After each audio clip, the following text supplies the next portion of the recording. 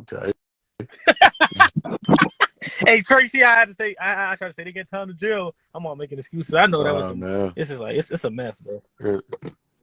And look it's kind of though, look it's though, crazy. they gonna let Luke off the hook, right?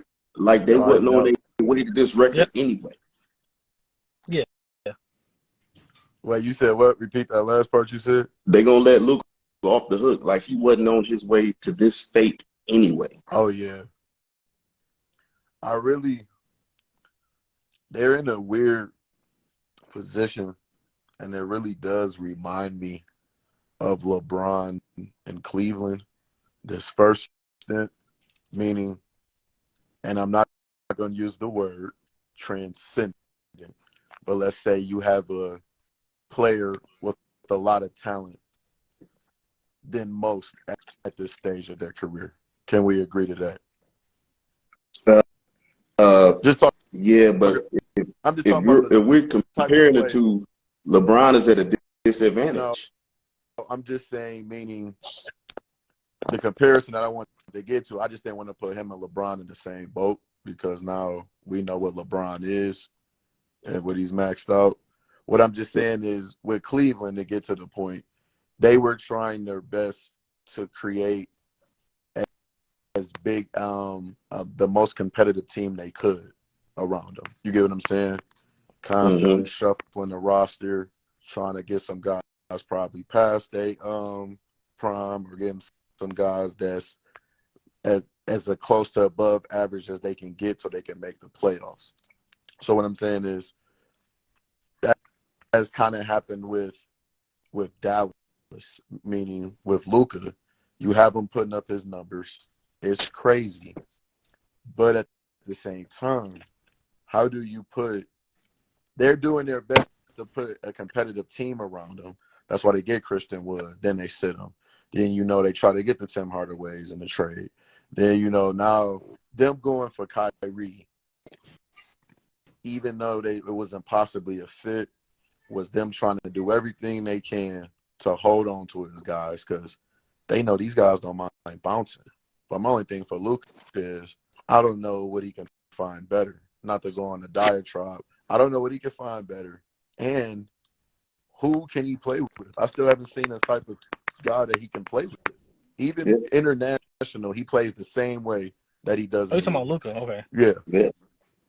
So the historically, this what they call heliocentric basketball Yeah. leads to Harden, your guy, your main guy, putting up a bunch of numbers, and you don't Iverson, win. That's Harden, Iverson, Kobe. it. Now watch this. If if Kyrie could play with LeBron, why can't he play with Luka? Or is it Luka? Yeah. Now watch Because another thing. even, Another thing is LeBron came from St. Vincent, St. Mary High School, right? right. And we was Mm-hmm. on his head. We was on his head as soon as he got good enough for us to be on his head, right? Right. Well, Luka grew up in the second best league on the planet. Am I mistaken? Yeah. He Yeah, was the he did. MVP of the second best league on the planet when he entered the NBA. So we're gonna Yeah. stop acting Balling. like he was a He was regular balling. 19-year-old rookie and all that stuff. Like he came from high school or something. We're gonna Yeah. stop acting like that Yeah. because people like to leave that out of the equation. He didn't come from high school. He didn't go play at Marquette or Duke or none of that. He played in the second best pro league on earth, and he was the MVP of that league. Right? So not to be disrespectful, but can we call him a prodigy then? Yes, he was a All prodigy. right. Just He was making he sure. was the teenage MVP of the second best league on the planet. Yeah. So their expectations, I'm just saying, I'm trying to be fair. Are there reasonable expectations? It's expectations, and I think we have reasonable expectations for a prodigy. We got to be unreasonable because all the rest of the prodigy's expectations been No, I'm just making unreasonable. sure. No, I'm just saying I know what's Yeah, expected, but I'm just saying we also have context because one, at the same time, even though we've seen Magic, Larry, Kobe win it young, you get what I'm saying? Not too many people have a ring by the time they're 23, 24. So what I'm saying is I think it's fair to say we don't expect a ring yet, but we expect Bron was pretty much he missed the playoffs twice. and then he was pretty much 50 wins afterwards. He was always good for 50 wins. So Yeah. those expectations, you are saying he should be able to play with anyone. It shouldn't be Yeah. Kyrie figuring it out. It should be Luka. He's supposed to be. If you ask a lot of the media types who are the top 5 best players in the league, is Luka name gonna be in there or Kyrie name gonna be in there? Luka. Okay, then. So always historically, the pressure has been on the best player. But remember, we talked about this before. Now they're going to add context specifically for the European players that they never added before. So We didn't care before.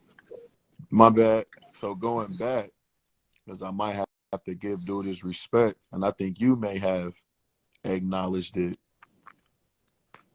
I won't say it's Kendrick Perkins right, but I will say that because I think he still could have voiced his opinion better. But I think it agrees to you when I think Gilbert Arenas said it before. We don't pressure non-black athletes in the NBA the same as we do the black athletes. Meaning Steve Nash don't catch smoke like that. Dirk didn't catch it like that. And now we're seeing it in the contrast to Trae Young even compared to Luka. Watch this. If you go back on the Big Picture Sports page, I asked this question 10 years before Kendrick did the same question. And there was no Luka to talk about. So I wasn't even on these guys. But my thing is right now, they're like, yeah, Luka better than Jason Tatum, but Jason Tatum got to get it done. Facts. I'm confused.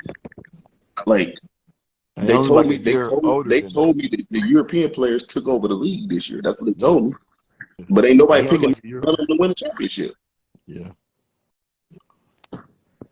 Wow. They said give them an off season together.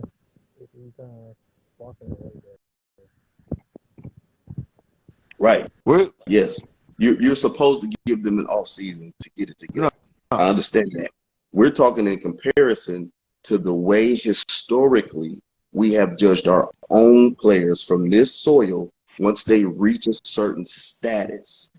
Now and historically, there has been a difference in the way that we add context and give them this and give them that when we talking about the European players. That's what we're talking about. We're not talking about what's realistic or what we should be doing or the right way to do it. I'm just comparing the way that they've been compared, talking to Awesome Vibe Sports.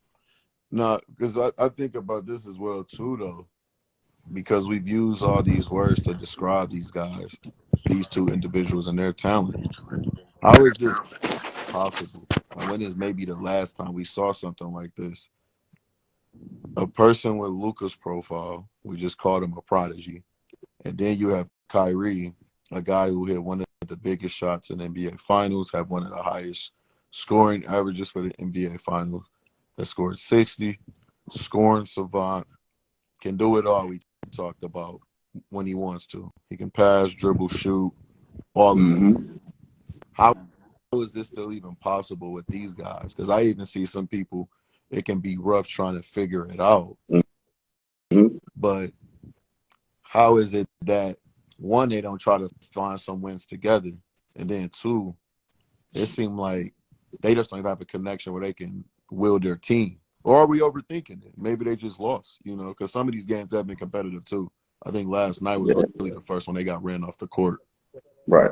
Well, y'all remember you either real low